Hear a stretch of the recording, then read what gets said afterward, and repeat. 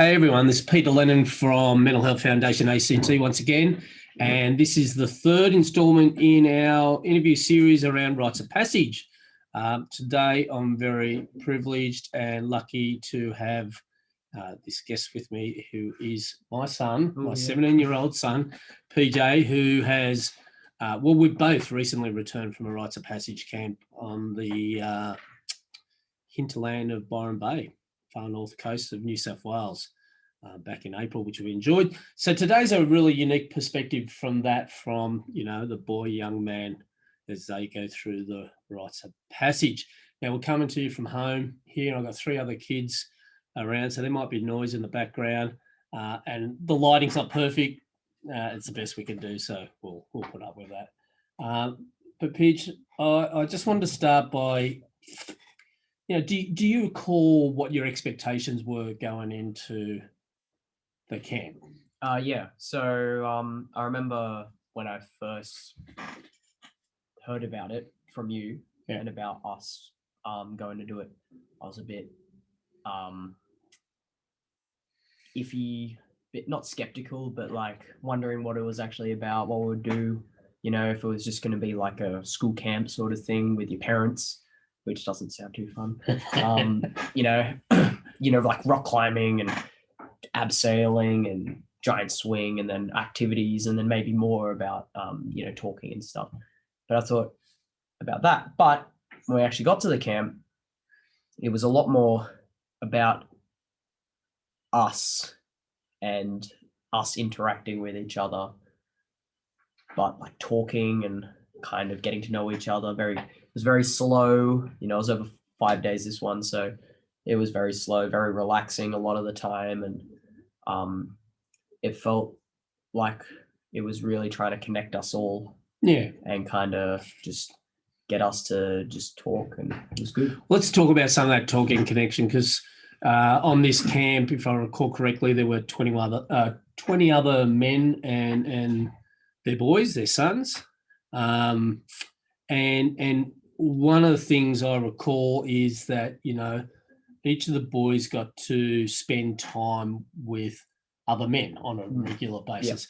Yep. And what I noticed with you was that was something that you really actually enjoyed. Yeah, I did. I really enjoyed it because, I don't really have any like deep conversations with older men or anyone older than me, except for my dad and except for my mom and my stepmom, and who's not actually men.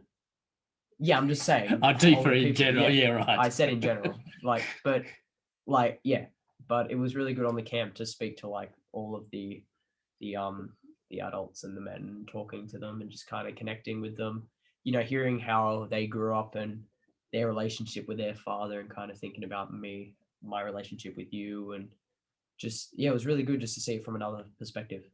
Yeah, it was actually a realization for me too, because I hadn't realized how very little opportunity you have talking to other, men. You kept mentioning older people. I'm just going to say men. Yeah.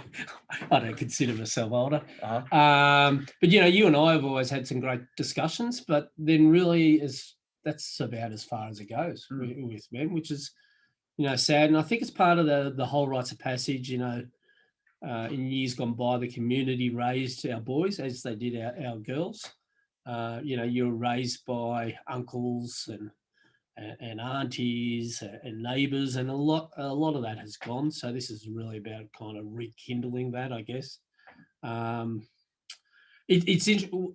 I remember when we arrived, and it was a bit of a rainy day, and we pulled up, and there were a few kind of. It was also really sunny too. It was like it was hot. It was hot, and then it was raining, but one of the first things we had to do was hand over our phones, computers, watches, all that stuff. Any sort of tech that we had. How'd you feel about, when you were doing that?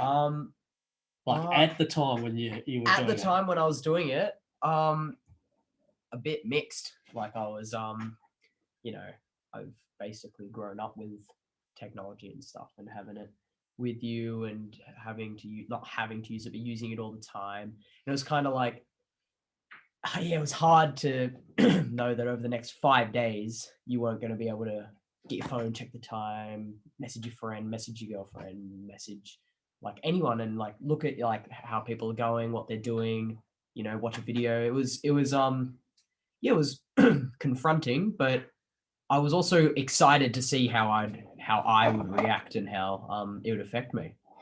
Yeah. And what about during the camp? Like, how'd you feel about not having the phones there? So this will kind of sound like I'm not kidding, but it'll sound like I didn't really miss it at all. No, I put it in the bag, and after a minute, kind of forgot about it. And every morning you wake up, it didn't matter what the time was. It didn't matter what your friends were doing. It didn't matter anything outside of the camp didn't really matter. It was all just about us in the camp, and yeah, it was really good. The only thing that I missed was messaging my girlfriend and seeing how she was doing. Sure. That was the only thing that was not troubling, but that was the only time I really thought about my phone. Yeah. And I don't, when as I said, there were 21 men and sons, and there was a facilitating group of about, and I don't know, a good 10 to 12 people as well. Everyone hands over their technology. And I don't remember one person complaining or whinging about it during the camp or saying that they missed it. We often talked about, well, what time do you reckon it is? And trying to guess the time, just to talk about how long it's been. Yeah. Yeah, how long things have been and all that sort of stuff. So, but besides that, did you gain from handing over your technology during the period? Yeah, I did. Yeah, definitely. Because I know that I don't need it. Like, obviously, I've used it. I use it a lot, but it's good to know that it's not I don't need it. I use it because it's there. If it's not there, I won't use it, and I don't need it. But because it's there, I use it. That's what it is. Yeah. You know what I mean? Yeah. Sound like a Dr. Seuss book, but yeah, no, for me, I realised that I spend way too much time on it first thing in the morning, and I don't know. It's almost like there's this anxiety that it builds in me in the morning when I look at it first thing. And I'm still doing it now, but it was a good break. And for the next few weeks, I made some significant changes, and I know I have that awareness around it now, so I can make those changes when I need to and have a break. But man, I loved it. I thought it was great. One of the things we do in Rites of Passage is, in various ways, various scenarios, we share stories. Firstly, the men will share stories about their lives. There'll be a certain topic that we might be talking about. It might be our relationship with our mothers. It might be about relationships or loss or grief or something like that. And the men will share stories, as will the boys. How did you find that? Like, how valuable did you find that?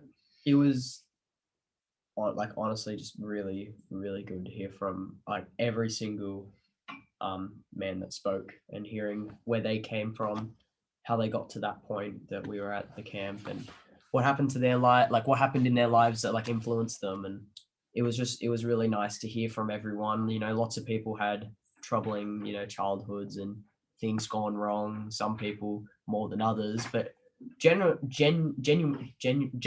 that's the word I'm trying to look for. Generally, everyone had problems they had to overcome, and it was just really good to see how everyone had gotten to that point, and everyone was talking about what had happened and their childhood and how they grew up, and it's just really good to hear all these stories from all the other people. Was there some commonality with experiences that you have? Were you surprised to hear some of the stories and how similar some of the challenges that you might were faced by, grown men? Yeah. Like a lot of challenges about like relationships with like, family members or friends, and like pets and other things. Like it was nice to know that even though like the age gap between me and them is like a lot, that we still have like not so much. some more than others, like this guy. Right. Just it was good to know that we still have a lot of things in common and a lot of things that some things like haven't changed. And, you know, while lots of things have changed a lot, there was a lot of things that haven't changed a lot. Yeah. And the boys also shared. Yeah. As did you. Yeah. What made it safe for you to do so? Like, I'm presuming you felt safe to share. Yeah. You know, stories about yourself. You know, what do you think made it a safe place for you to do that? The atmosphere was good. Yep. How just from day one, the first minute we were arrived, the atmosphere was really good. Everyone was so inclusive, and like even when we were just waiting to actually start the camp, everyone was already talking to each other and talking about where they came from, you know, all that sort of thing. It was so the atmosphere was really good. It made it feel like an inclusive part where you could share things you wanted to share. It was also it was really, really comforting hearing other people talking about their stories and knowing that no one will judge you about your stories, because everyone has their stories and everyone has these things going on. So when everyone shares them, it just all kind of comes together and everyone just thinks about it and reflects on it. Yeah. So yeah. There were some rules around, you know, these sharing circles. Do you recall what those rules were at all? Not leaving the tent. Yep. Leaving the place and not leaving the camp and keeping it for ourselves and for everyone else. Yeah. So it was confidential. Yeah, confidential. Yep. It was. I know there was another. I'm just trying to remember, but yeah, confidential. No one can know. Yeah. So everything discussed on the camp is confidential. There's some obvious exceptions to that, and that is, you know, whether there's evidence or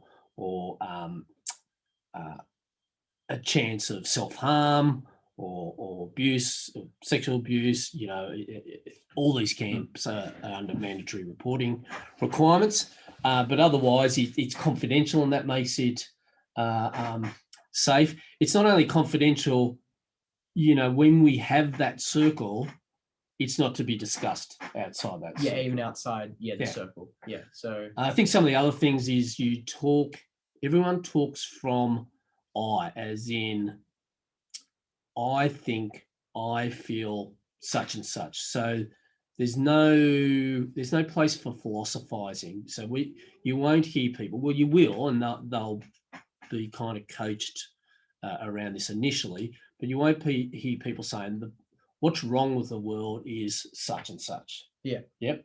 You are encouraged to speak from the I, as in, what I feel is something, and so the importance around that is that you know, kids hate being told how to live their lives. It just doesn't work. No, does it? No. So what we're doing is modeling behavior. We're just saying, hey, here's one way of being a man in this world, and you know, it's up to you to kind of decide how you want to be a man. The other thing, I guess, the other rules, so confidentiality, talking from the I. One of the other rules is to not add on to other people's stories, to just listen, to provide them the respect and the space to tell their stories, and that's it. So we're not there to thank them or add on to their story or suggest any solution. We probably did say thanks to everyone, but it's really not about adding to their story, trying to provide solutions. It's just really about listening, which we rarely do. And, you know, I mean, there's always a narrative around men always want to fix things, and I don't know how true that is or not, and I don't really care. But, you know, I think just listening is actually really therapeutic in itself. One of the things we talk about is our relationships with our mother. Yeah. And of course, once again, the men will share stories about their relationships with their mothers. How would you have, and I need to say this honestly and truthfully to PJ, and when I ask questions, he can only, it's his decision what he shares and how much he shares, and that's really important. But how would you have characterized your relationship with your mother? So in that moment, or like just like how I would prior to the camp? my relationship prior to the camp with my mum was good, like pretty, like really good actually. Yeah, you know, just she sometimes I have misunderstandings with my mum. Sometimes I don't understand like what she wants, how she's feeling. She can be a bit confusing for me just to know what she's actually thinking.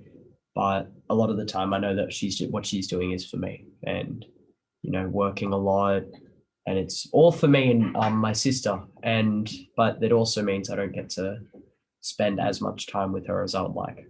And so during this, during this transition, we're marking the transition from boyhood to manhood, and you start making some commitments to change your behaviours. What sort of commitment did you make around your relationship with your mother? I remember it was just being more open, being more helpful, not being asked to do things, kind of being like doing things on my own to help, and offering to help, which I've been doing. Maybe it's not as much as I would like to do, but I'm still have improved it a lot. And just just a relationship overall. Yeah, right. Yeah. What do you ever remember like thinking about what's it mean to be a man or anything like that, or did you or your mates ever talk about this sort of stuff? Not really. Yeah. No, not really. My group of friends are pretty good, as in we know what's right, what's wrong, and all that sort of thing. But Yeah. we all understand in our own ways what it means to be a man. Yeah. And we just haven't really needed to have a conversation like that. We've had similar conversations about similar things, but we haven't really had a conversation about that. Yeah, it's interesting because you do get that variety, in these camps. I'm a lot like you. I never really felt the pressure of how to be a man or anything like that. That you always hear that narrative, but certainly other people do. And I recall there was one little check-in that we were talking about, and you were mentioning that you just don't feel that pressure around the toxic masculinity pressure.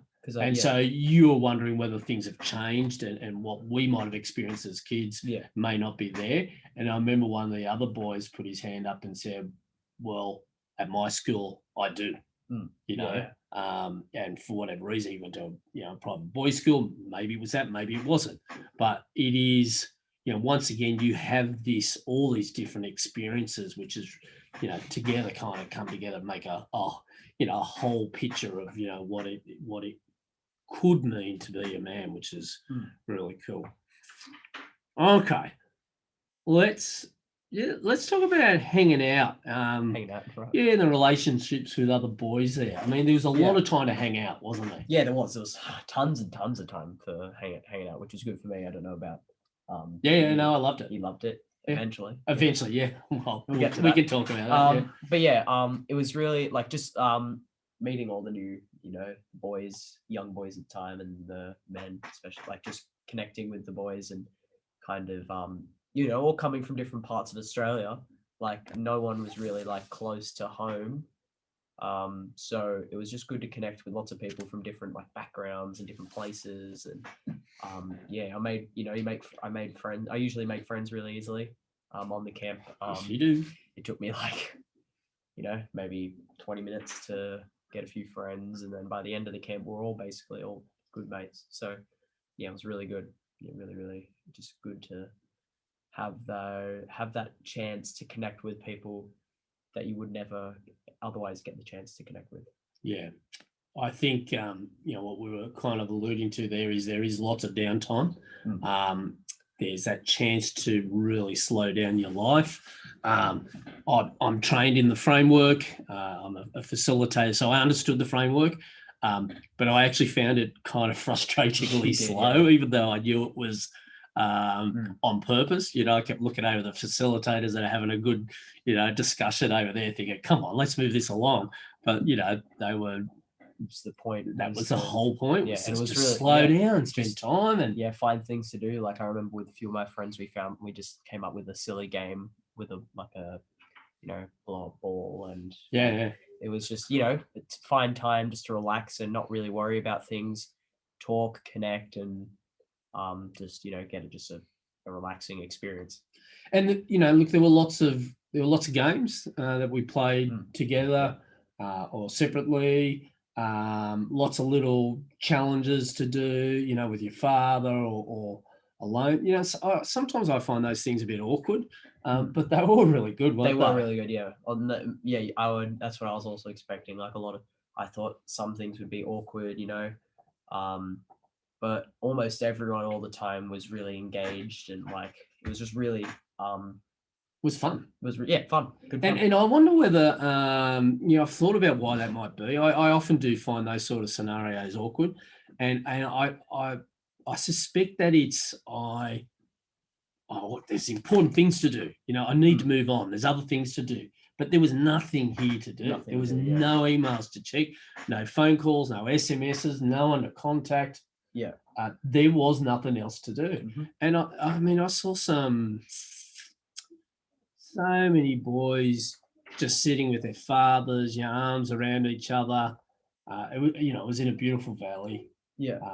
And just spending that time and not having to do anything. Yeah. Or say anything. That was one of the best parts of the camp. It was just not having to worry about doing things like having things to finish, having things to do for school and homework and study and stuff.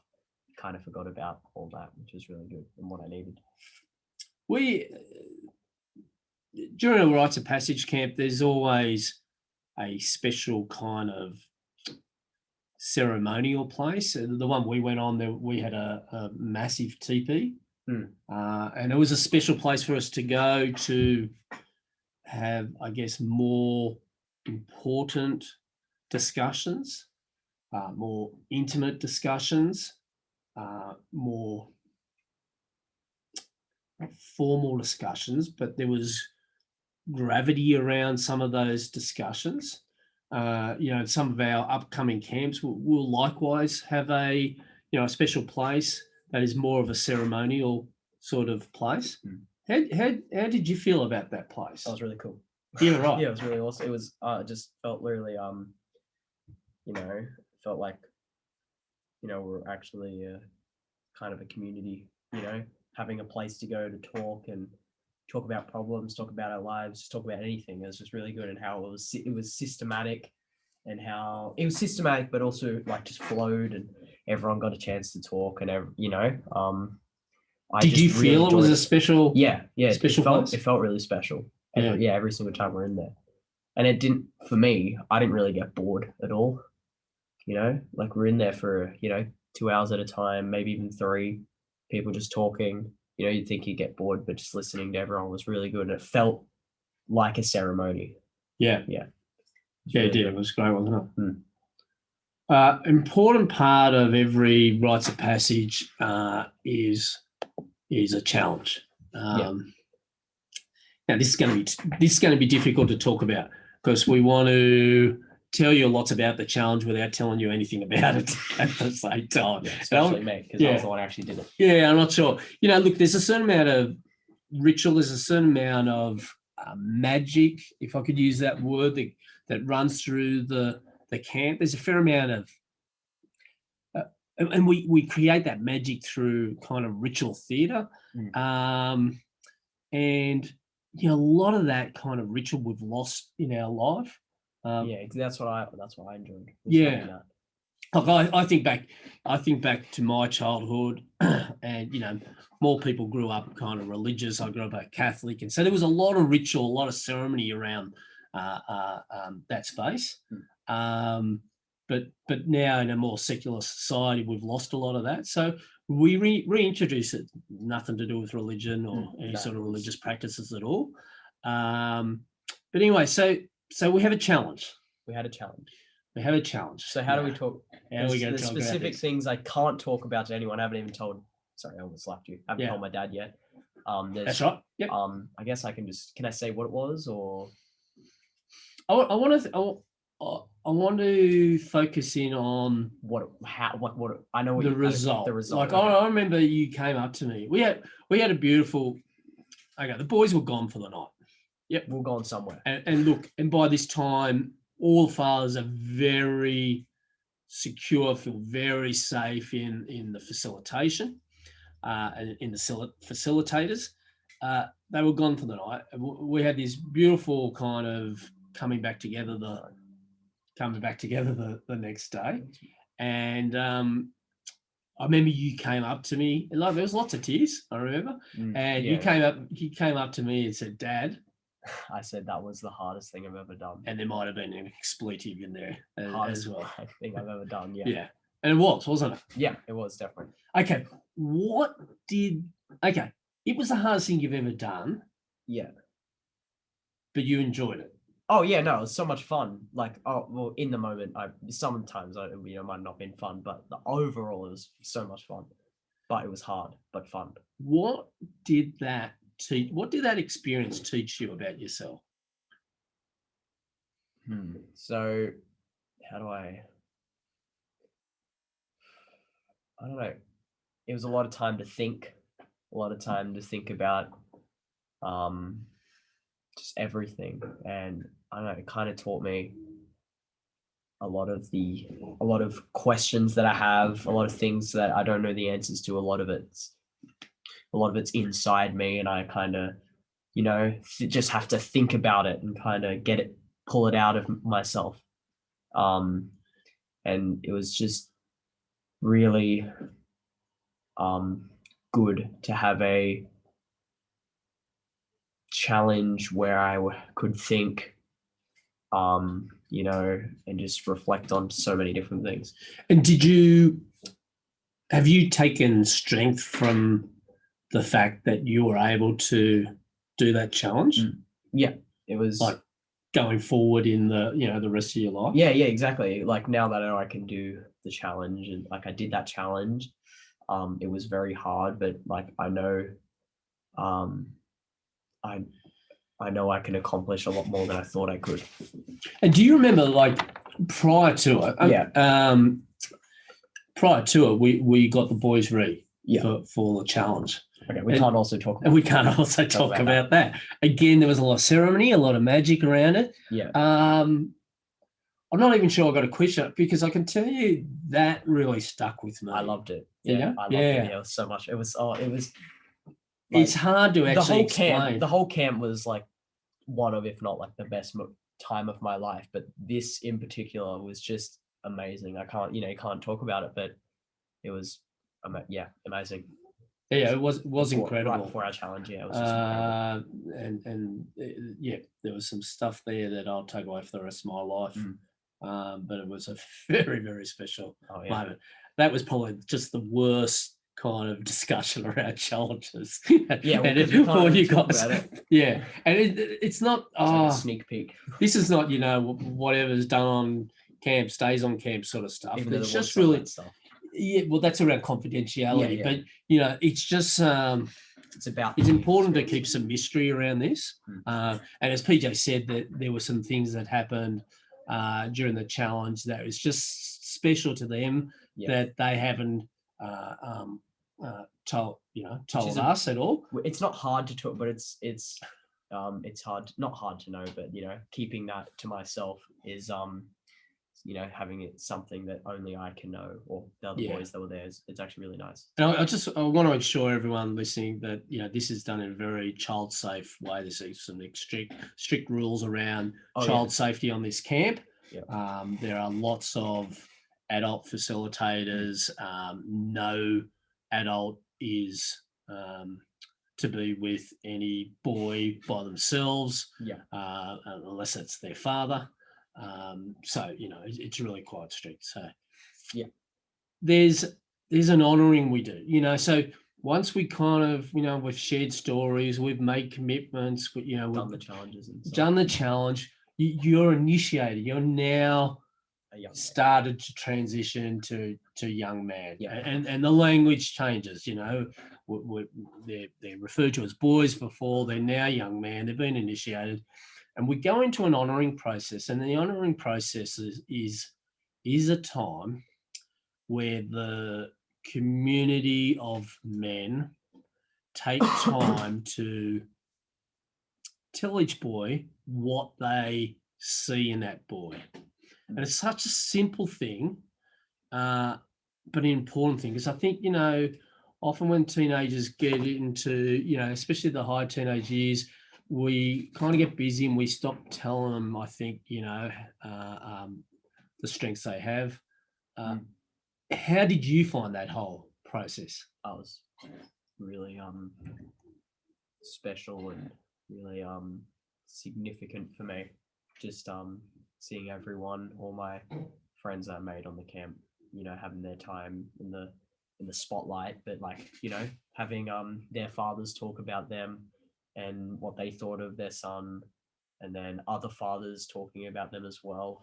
It was just really nice and a great experience. And do you recall what was said about you? It's not a trick question. From you don't you have or to. From me or in from this one another man. particular Yeah. moment? So I remember you said that, you know, I loved like everything, like a lot of different things, and I loved doing lots of different things that you haven't had a relationship with someone like that. And having, I remember, was his name also Peter? Peter, It was like three man. Peters.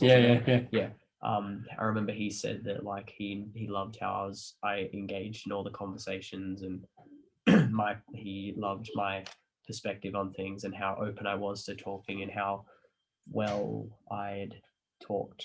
That's what he said, I think. But it was really, really nice to hear from everyone. And how was the honouring experience for your father? Did we have one for you? Hey? Did we have one for you? No. You're honouring. Oh. How did I handle it? No, he cried. Yeah. He was crying. Yeah. Yeah, I was a mess. Well, a lot of people were a mess, but yeah, he was a mess, which is funny. Yeah, which is really interesting. It was funny because he didn't cry at anything else on the camp, but Yeah, that I was the did. time he cried. Yeah. Oh no, you did. You cried a few times, but like Yeah. that was the most, right? In that one moment. But Yeah, that was it was funny, but it was good. It was nice. Interesting. Yeah, it's interesting, and I was certainly not alone in that sort of thing. Oh no, everyone was crying. Yeah, it was good, yeah. Very, very special time. Towards the end of the camp, you are given time to start creating a vision of how you want to adult in life, how you want to be a man in life. What aspects of change did you commit to? So I committed to changing for the better my relationship with my friends, my family, like you, my mum, my sister, my brothers. Changing my relationship with just my girlfriend and everyone, just in a better way, in a way that's more mature, more not based around, like, I'm not really immature, but like more maturity involved, that more than the immaturity. But I said that also having immaturity isn't a bad thing. It's just a lot of it can be a bad thing, if you know what I mean. Yeah. It's look, the way we explain it is, there are certain boy behaviours that are characteristic of boys. When you grow into a man, some of those need to shift. Now, that doesn't mean you no longer have fun or anything like that. But there are certain behaviours that have to shift as you grow into a man. And the trouble is, without a rites of passage, many teenage boys just find themselves men and haven't thought about those sort of things, given the time to think about those sort of things, and that's what happens during rites of passage. I guess one of the other interesting things since these rites of passage camps started is initially it was thought this is for the boys and the men are there to support. But what they found very quickly was this whole process is just as important for the men, because the way they father needs to change. And I knew this was, one of my challenges is that, I have a really incredible close relationship with PJ and his brothers and sisters. And I know that relationship needs to change going forward. He's 17. He has a girlfriend. He has a part-time job just started. I know the quantity of the relationship is probably going to be less, and the quality needs to, change, or no, the quality needs to stay the same. But we just need to do things differently. Yeah, That's a bit hard for me to. Yeah, and hard to to do. Another time I cried. Thanks, mate. So do you remember any time during the whole process that it dawned on you that you are now a man? Do you remember having that feeling? Yeah, definitely. I don't know, especially this year, I felt more like not my life's coming to an end or my life's just about to begin, but like a chapter, if you will, of my life is ending. And especially at that camp, it felt like the end point or the start of something. And I don't remember exactly where I was, but most of the camp, everyone was talking about it, everyone was thinking about it. And I just was thinking about what I'll do, not like as a job, but what I'll do as a person and what I'll become and what thing, changes I'll make, and that sort of thing. And this is not like a one-off thing that happens in a boy's life, where you understand this is a process that has to continue. It's not like you come out of this camp having everything worked out. Oh no, definitely not. But it just gives you that space, I think, to start thinking about it and start taking it gives you that seriously. kind of that push. And it was, I remember definitely for the first 2 weeks after the camp, you're a lot more motivated to change things, and it kind of dies down, but it never goes back to where it was before the camp. Like the change, or it will always stay there. Yeah, cool. Yeah. What would you say now? I'm thinking, most of the people watching this video are probably going to be adults thinking about their teenage son. What would you say to them if anyone's kind of considering sending their son? Do it. Do it. Do it. No. Like seriously, it doesn't. For me, it was like the best time of my life. I don't know about you. You enjoyed it a lot, and everyone enjoyed it.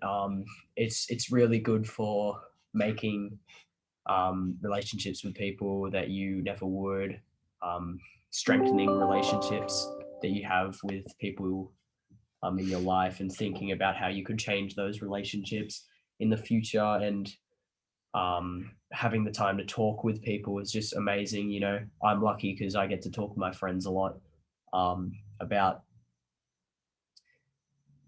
not hard topics, but more mature conversations with my friends, which a lot of people don't. But at the camp, we did have a lot of time for mature conversations. It was all about that. And just bottom line, it's amazing. It's really, really good, and I'd highly recommend it. And if I think about the type of boy that should come along to the camp, it's easy to kind of focus in on boys that are having some challenges in their life, and it's certainly a great opportunity for them. PJ wasn't having any great specific challenges in his life, but it's just as good an opportunity for him to take that time. You could see the change in all the boys, or even obviously I changed by the end. But everyone, at the start, a lot of people are a bit iffy. They don't want to be there. Some people don't want to be there. Lots of people want to be there. Some people don't. Some people are more quiet to themselves. But by the end, everyone's changed for the better, it felt like. And even the people that didn't really want to be there, they still gave it a shot and they enjoyed it. And it was really, just a great experience for everyone. I don't want to speak out of their mouths, but felt like for me that everyone was having an amazing time. Yeah, look, we should, I was finishing up, but we should talk about that just quickly. I estimated a good third of the participants, and including their fathers, didn't really want to be there. They were regularly sent by their mothers, and I'm talking about the fathers and the sons. That quickly shifted. Oh yeah. First day it was completely different. Yeah. But 3 of the boys' fathers decided to leave early at different stages through the camp, and it's important to acknowledge it's not a failure. It's just people do things in their own timing, and they certainly didn't fail. They gained quite a lot, and for various reasons. And a couple of them I was shocked. I couldn't look like they were having a great time, and I think they were. But for whatever reason, they felt that they had achieved what they wanted and wanted to go home. And so that's always the case. So if people are reluctant, find a way, send them along as well. Yeah, it's not for it's not for everyone. It's not like it's for everyone, but what am I trying to say? Yeah. So, some will do it differently. Yeah, some will do it differently. And whether the camp's 3 or 5 days, that's just part of that whole transition. It's not the be all end all of it. And if anyone's reluctant, we have some very skillful facilitators, including myself, and we will make some magic for those boys. You enjoyed it so much that you're interested in joining the Returning Young Men program. Yeah. And so that's a program of boys who have gone through the process that go back to following camps and support, other boys in their transition. So you're really looking forward to that, and we'll have that as part of our program as well. As I said, I'm conscious of time. Pidge, thanks, mate, for that. You're welcome. It really was a special time of my life, and yours too, yeah. And I look forward to creating this same experience for others here in Canberra. As many of you know, we have an upcoming camp in September, school holidays. That's 2021, isn't it? Yep. COVID allowing, of course. Yeah. I'll put some details. You might have seen it already. I'm doing this out of screen. I'll put some details in the comment section down below where you can get tickets. If you're interested, hit me up. Send me a direct message here on Facebook if that's where you're seeing it. If you're seeing it elsewhere on YouTube, send me a message and let's connect up and talk about your son and see what we can do. And cheers. Thanks, everyone. Thanks, Richard. Thank you. Thanks, guys. Bye. See ya.